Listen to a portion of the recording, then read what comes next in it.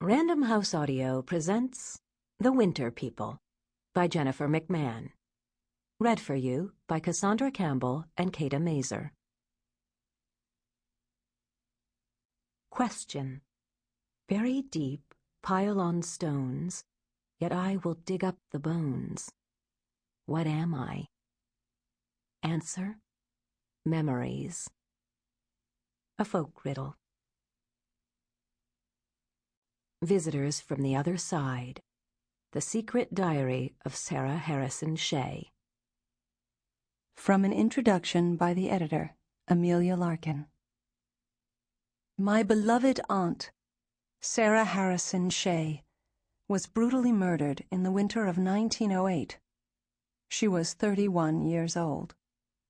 Shortly after her death, I gathered all of the diary pages and journals I was able to locate, pulling them out of dozens of clever hiding places throughout her house. She understood the danger these pages put her in. It then became my task, over the next year, to organize the entries and shape them into a book. I embraced the opportunity, as I soon realized that the story these pages tell could change everything we think we understand about life and death. I also contend that the most important entries, the ones with the most shocking secrets and revelations, were contained in the final pages of her diary, written only hours before her death. Those pages have not yet been found. I have taken no liberties when transcribing these entries. They are not embellished or changed in any way. I believe that, as fantastical as the story my aunt tells may be, it is indeed fact, not fiction.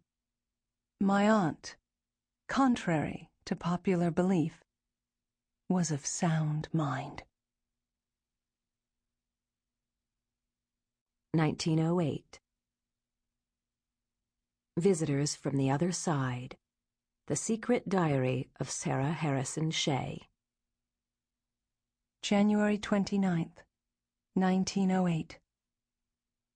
The first time I saw a sleeper, I was 9 years old. It was the spring before Papa sent Auntie away, before we lost my brother Jacob. My sister Constance had married the fall before and moved to Graniteville. I was up exploring in the woods, near the Devil's Hand, where Papa had forbidden us to play. The trees were leafing out, making a lush green canopy overhead. The sun had warmed the soil, giving the damp woods a rich, loamy smell. Here and there beneath the beech, sugar maple and birch trees were spring flowers, trilliums, trout lilies, and my favorite, Jack-in-the-Pulpit, a funny little flower with a secret. If you lift the striped hood, you'll find the preacher underneath. Auntie had shown me this, and taught me that you could dig up the tubers and cook them like turnips. I had just found one, and was pulling back the hood, looking for the tiny figure underneath, when I heard footsteps, slow and steady, moving my way. Heavy feet dragging through the dry leaves, stumbling on roots. I wanted to run, but froze with panic, having squatted down low behind a rock just as a figure moved into the clearing. I recognized her at once. Hester Jameson. She'd died 2 weeks before from typhoid fever. I had attended her funeral with Papa and Jacob, seen her laid to rest in the cemetery behind the church up by Cranberry Meadow. Everyone from school was there, all in Sunday best. Hester's father, Irwin, ran Jameson's tack and feed shop. He wore a black coat with frayed sleeves, and his nose was red and running. Beside him stood his wife, Cora Jameson, a heavy-set woman who had a seamstress shop in town. Mrs. Jameson sobbed into a lace handkerchief, her whole body heaving and trembling.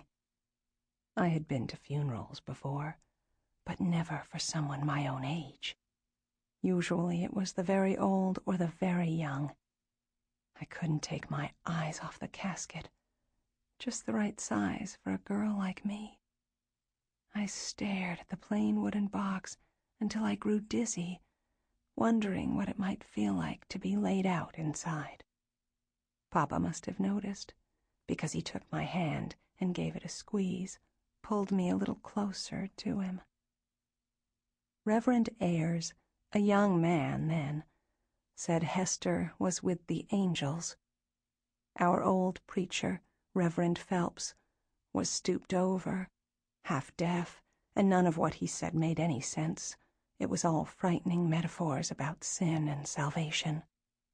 But when Reverend Ayres, with his sparkling blue eyes, spoke, it felt as if he said each word right to me. I am he who will sustain you.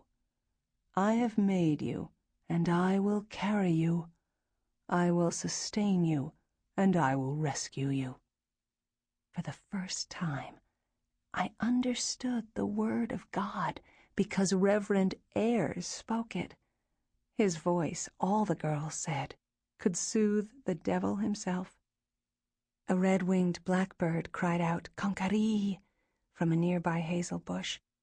He puffed up his red shoulders and sang over and over, as loud as he could, his call almost hypnotic. Even Reverend Ayres paused to look. Mrs. Jameson dropped to her knees, keening. Mr. Jameson tried to pull her up, but did not have the strength. I stood right beside Papa, clutching his hand, as dirt was shoveled down on the coffin of poor Hester Jameson. Hester had a crooked front tooth, but a beautifully delicate face. She had been the best in our class at arithmetic. Once, for my birthday, she gave me a note with a flower pressed inside. A violet it was, dried out and perfectly preserved. May your day be as special as you are, she'd written in perfect cursive. I tucked it into my Bible, where it stayed for years, until it either disintegrated or fell out. I cannot recall. Now, 2 weeks after her very own funeral, Hester's sleeper caught sight of me there in the woods, crouching behind the rock. I shall never forget the look in her eyes, the frightened half-recognition of someone waking from a horrible dream. I had heard about sleepers. There was even a game we played in the schoolyard in which one child would be laid out dead in a circle of violets and forget-me-nots. Then someone would lean down and whisper magic words in the dead girl's ear, and she would rise and chase all the other children. The first one she caught would be the next to die. I think I may even have played this game once with Hester Jameson. I had heard whispers, rumors of sleepers called back from the land of the dead by grieving husbands and wives, but was certain they only existed in the stories old women liked to tell each other while they folded laundry or stitched stockings, something to pass the time, and to make any eavesdropping children hurry home before dark. I had been sure, up until then, that God, in his infinite wisdom, would not have allowed such an abomination. Hester and I were not 10 feet apart. Her blue dress was filthy and torn, her corn silk hair in tangles. She gave off the musty smell of damp earth. But there was something else behind it, an acrid, greasy, burnt odor, similar to what you smell when you blow out a tallow candle. Our eyes met, and I yearned to speak, to say her name, but could only manage a strangled-sounding "s." Hester ran off into the woods like a startled rabbit. I stayed frozen, clinging pathetically to my rock like a bit of lichen. From down the path leading to the Devil's Hand came another figure, running, calling Hester's name. It was her mother, Cora Jameson. She stopped when she saw me, face flushed and frantic. She was breathing hard, and had scratches on her face. Sample complete. Ready to continue?